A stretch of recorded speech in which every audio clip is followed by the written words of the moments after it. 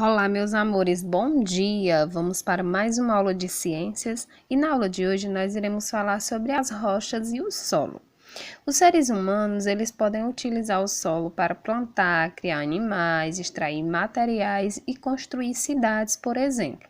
Até mesmo em locais onde não era possível construir cidades, como no mar, o ser humano encontrou uma forma de tornar isso realidade. Então, vocês podem observar aí na imagem. Essa imagem é do arquipélago Palmersland, formado por 3 ilhas artificiais em forma de palmeiras, em Dubai, Emirados Árabes Unidos. Agora, aí no livro de vocês, na página 206, nós vamos falar sobre as rochas e os minérios. Em menos de 24 horas, o Chile resgata todos os minérios.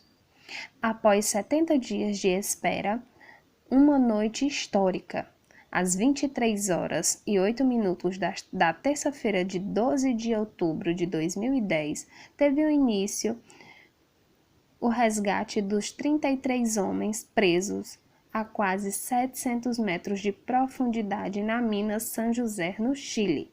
Uma história dramática que chamou a atenção de todo mundo e teve um final feliz. Essa reportagem foi de Luísa Pecora, né? Em menos de 24 horas, Chile resgata todos os mineiros. Então, teve até um filme que foi feito através, né, desse acontecido aí em 12 de outubro de 2000. Então, pessoal, olhando aí para a reportagem, vocês sabem do que se trata essa reportagem?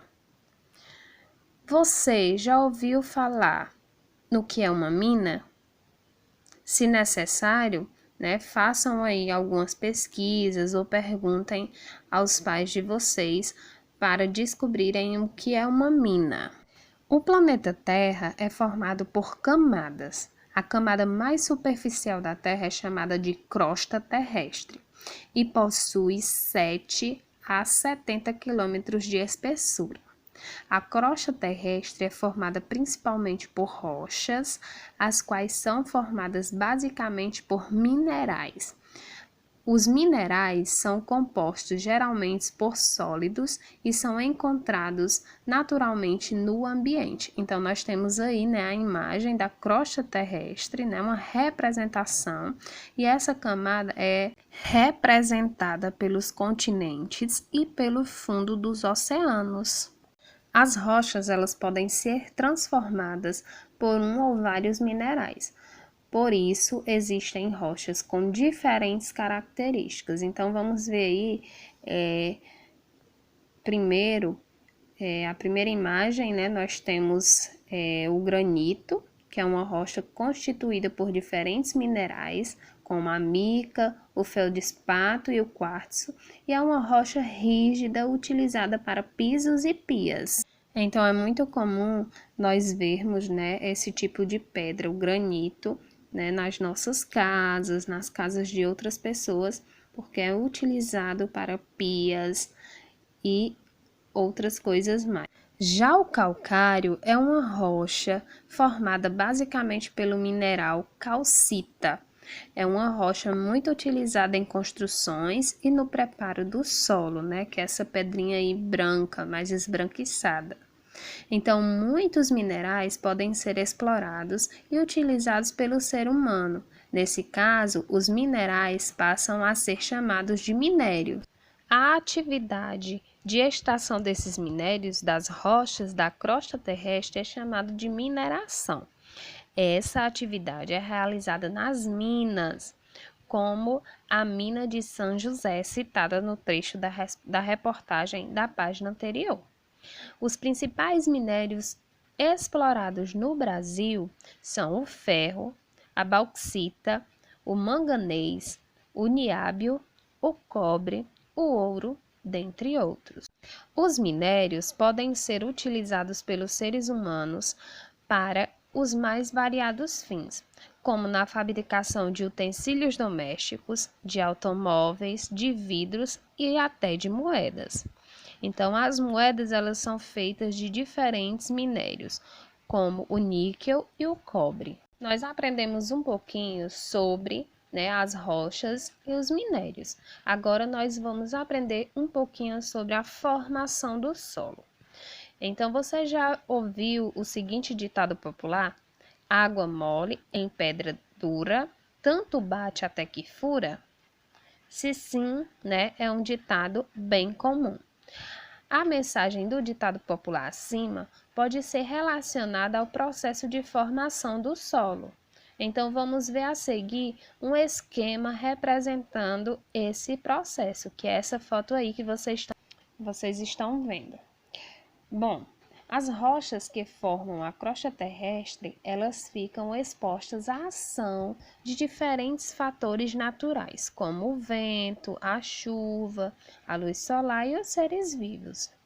Então, na primeira imagem, nós temos as rochas, aí, sofrendo a sua transformação. Na segunda, ao longo de milhões de anos, essa exposição, desgasta lentamente as rochas, quebrando-as em pequenos pedaços cada vez menores e são chamados de partículas, E essas partículas, elas se juntam ao ar, à água e aos restos de vegetais e animais, formando o solo. O processo de formação do solo é contínuo, ocorrendo até os dias atuais. Então, nós temos aí, a partir das rochas, que se transformam, que se chega ao solo. O solo é encontrado na superfície da crosta terrestre e é conhecido popularmente como chão ou terra. Abaixo da camada de solo é encontrado o subsolo, onde achamos minérios, reservas de petróleo e até mesmo de água. Conhecendo aí mais um pouco dos componentes do solo, Veja o experimento que Joaquim e seu colega realizaram. Utilizando uma lupa, eles observaram que a amostra de solo do jardim da escola apresentava pequenas rochas, folhas secas, raízes de plantas e animais como minhocas. Mergulhando um copo com o solo em um balde com água, eles observaram que há formação de bolhas de ar saindo do solo. Aí vocês podem ver. Observando e tocando com as mãos outras amostras de solo, eles observaram que nós temos um solo rico, em argila, que tem cor avermelhada e partículas menores, e o solo rico em areia, que tem a cor amarelada e partículas maiores. Despejando um pouco de água nas amostras de solo, eles observaram que no solo rico em argila, maior quantidade de água ficou retida, formando barro. Já no solo rico em areia, a água escorreu, correndo por parte da areia. Ou seja, é como se a areia ela filtrasse a água. Então, ao final do experimento, Joaquim e seu colega concluíram que existem diferentes tipos de solo e que cada solo é composto por diferentes elementos, como restos de seres vivos, água, ar e pedaços de rocha. Então, meus amores,